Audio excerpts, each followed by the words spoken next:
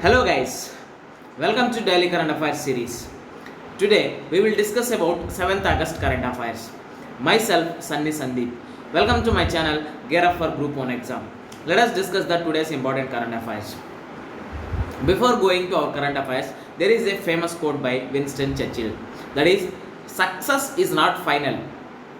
Failure is not a fatal. It is the courage to continue that counts. Here, suppose we are aiming for the tough and prestigious exam, that is Union Public Service Commission IAS or IPS. In that, sometimes we may fail. Sometimes we may get some short successes. But success is not final. Failure is not fatal. It is the courage to continue that counts. That means, even if we are failing also, we are continue to do that aim, or we are continue preparing for that aim is a courage. That continuance is the only matter. It only counts. That's why success is not final. Failure is not fatal. It is the courage to continue that counts here. That's why still we have to do. Still we have to prepare for that exam only. Next one. RBI keeps key policy rates unchanged. There is a monetary policy for every quarter. That is, in this quarter, RBI keeps policy rates unchanged. What is this policy? That is, RBI will follow the monetary policy. What is this monetary policy? There are two instruments in this monetary policy, that is indirect instrument and direct instrument. Here, under indirect instrument, there are four categories, that is bank rate, marginal standing facility, and repo rate and reverse repo rate. Reverse rate should be always less than repo rate. Suppose if repo rate is 4%, then reverse repo rate should be less than repo rate. That means it may be 3.75 or it may be less than repo rate. Here, if you see the direct instrument of that monetary policy, that is cash reserve ratio, CRR, or statutory liquidity ratio, that is SLR. Here, once again I will tell, there are two types of monetary policy. Why? Because it is very important in economy. That is, monetary policy has two instruments, that is indirect instrument and direct instruments. Under indirect instruments, bank rate, marginal standing facility, repo rate and reverse repo rate, it will come. If you see that under direct instrument, that is cash reserve ratio and statutory liquidity ratio. Here, if you see the highlights of this monetary policy, that is policy prescription, are some key policy decisions of the Reserve Bank of India. They are banks allowed to reconstruct stressed corporate and MSME loans. Here, relief to individuals, borrowers at bank's discretion. That means, suppose by this month ending, that means August ending, moratorium period for loans is ending. That means end of the moratorium of bank loans. Suppose if Union Bank of India wants to extend this moratorium for their borrowers, it can extend. Why? Because it's that a discretion given to banks only. Here, no extension announced to loan moratorium beyond August 31. It is the main motto of no extension on the moratorium of the August 31. Here, borrowing limits against gold relaxed. That means gold relaxation is there. After that, tenure can be extended up to that years for personal loans. Here, in for personal loans also there is a increasing in the tenure. Here, 10,000 crore support for the National Housing Bank and National Agriculture Rural Bank for Agriculture and Rural Development, that is NABARD, NHB and NABARD. Here, startups included in the priority lending firms. Here, there is a concept of priority sector lending, that is almost 40% for a priority sector we have to give. In that, the startup also included.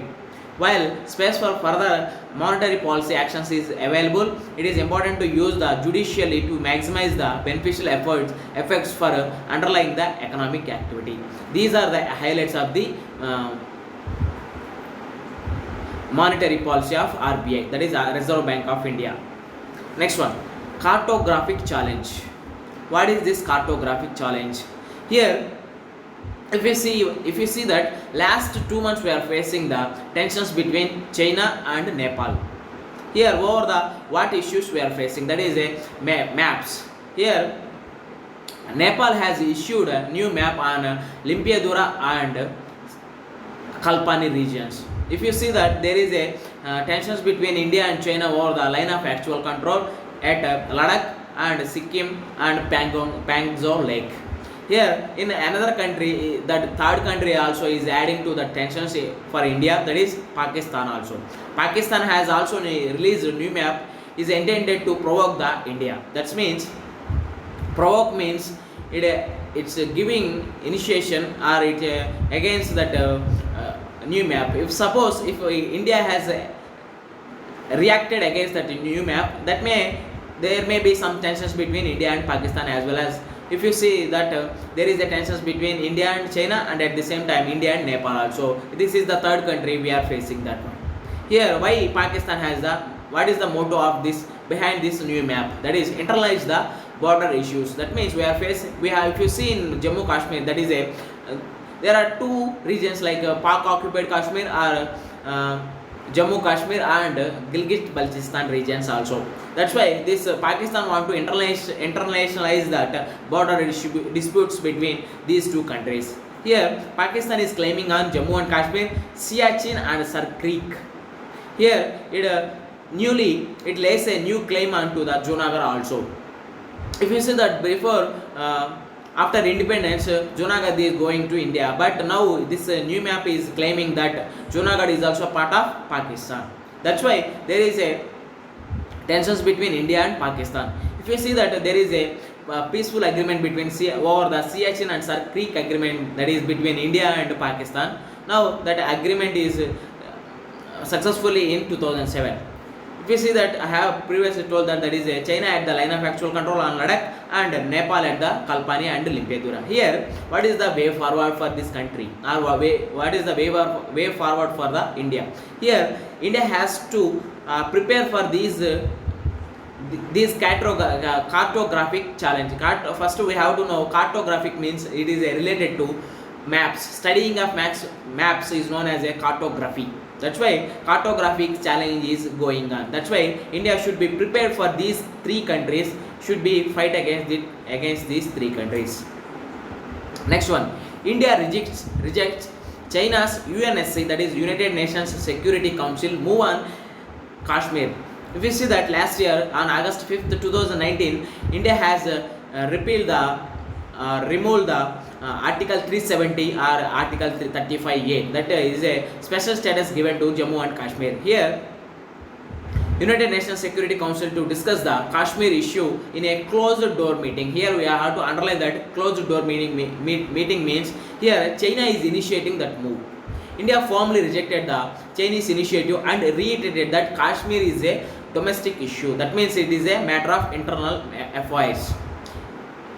Here, the Chinese move come on the first anniversary of the dilution of the Article 370. We know that Article 370 is repealed or removal or diluted last year, August 2019. That's it is an anniversary. That's why Chinese has moved on in a United Nations Council. Here, China is the part of the 5 countries of UNSC, that is United Nations Security Council. That's why China has initiated move against the India for the dilution of the Article 370 in Jammu and Kashmir. Next one, US examines if Riyadh has nuclear power goals. Nuclear goals. Suppose Saudi Arabia wants to make a nuclear fuel for their nuclear weapons.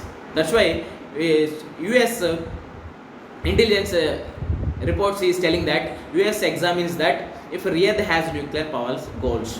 Intel flags China and Saudi bid to develop a fuel that can be enriched into a weapon fuel. That means from that fuel it can be enriched to weapon fuel. Here Saudi Arabia is closely working with China to build industrial capacity to produce nuclear fuel.